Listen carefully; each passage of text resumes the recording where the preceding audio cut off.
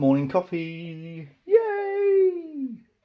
Little J&J's mug there, and a TGO Challenge 40th anniversary mug with Linda's tea. And here we are. I haven't done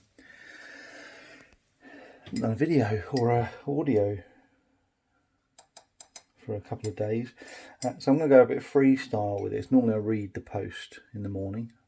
Beard is disappearing off into the distance there. So normally I read the post in the morning, but I'm not going to do that this morning. I'm just going to kind of freestyle it.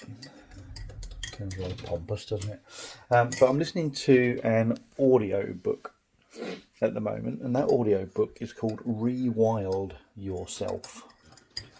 And it's quite an important thing to do if you've lost contact or lost context of yourself within your sort of your position in the natural world. Now,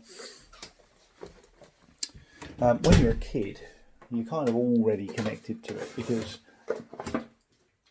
you're already paying attention to the things that are almost at your level anyway. So, okay, you're probably not quite so intrinsically linked or capable of recognising certain things, but instinctively, you probably already notice things like butterflies and birds and flowers and all those sorts of things, just because, well, it's all new, isn't it? And as you get used to it, you tune these things out because you don't need to know it. In our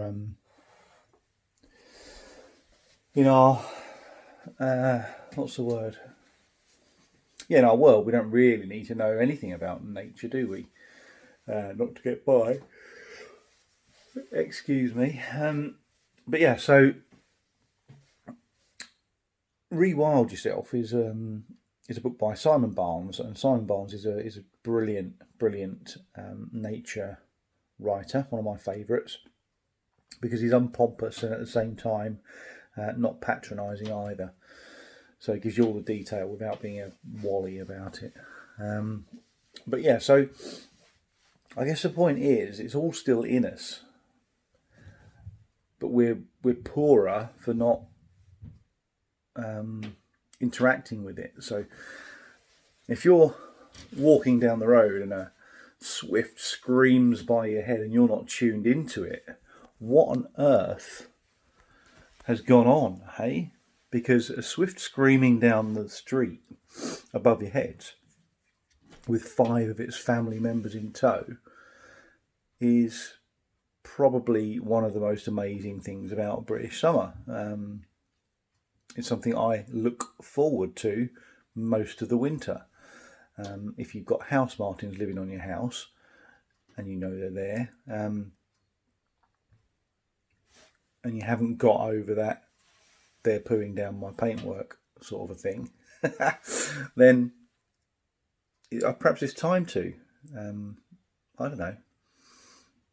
But when I set out to do my little books, I had no idea that they would be bought by other people. It was a few pictures for my kids, and the reason I did those pictures was to help just embed a little bit of knowledge at a very early age, so that, you know, once, and one of the things that Simon Barnes does in his book is he talks about labels, and once you store things in your mind, they're there forever, even if they need to be rewoke.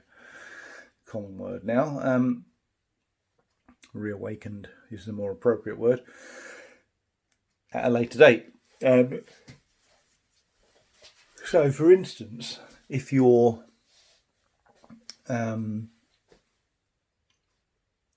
shown a moth and it's a beautiful moth, and this is one moth that Simon Barnes talks about. If you're shown a moth and that moth is big and pink and green and chunky, and if you handle it, you can feel it in your hands, and then you're told it's an elephant hawk moth, you're already amazed, and then suddenly it's got a title and it's there forever in your mind. You're never going to forget that. And you can do that again and again and again. And this is what Simon Barnes goes into in a little bit more detail.